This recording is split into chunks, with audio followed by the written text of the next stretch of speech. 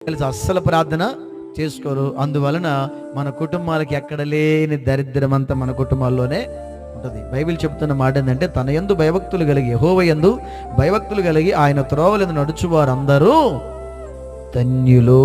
అంటే ఆయన త్రోవల్లో నడిస్తే మనకేమొచ్చింది? ధన్యత వచ్చింది. నేను 4 మాటలు టగటగా చెబుతాను, వినండి. ఆయన త్రోవలో నడిచేవాడు మందు తాగలేడు. తాగుతాడా? ఏం చెప్పట్లే మీరు?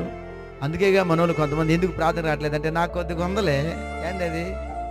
నీకుంటే నీకు ఉన్నట్టే ఉంటుంది, అది మానుకోవాలి. స్తోత్రం చెప్పండి. నాకు ఒకటి ఉందలే సొట్టు అంటాడు ఒక ఆయన.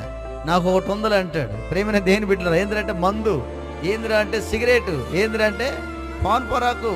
నాకు ఒకటి వందలు అంటాడు. లేకపోలను చేస్తారు కొంతమంది, అర్థమైందా? కింద పెడతారు, 4 కింద పెడుతుంటారు. ఒకప్పుడు అన్ని చేసిన వాళ్ళే. దేవుని స్తోత్రం చెప్పండి. దేవుని మహాకృపలో దేవుడు ఆశీర్వదించబడి మాటలు చెబుతున్నాం. దేవుని నామానికి మహిమ కలుగును గాక.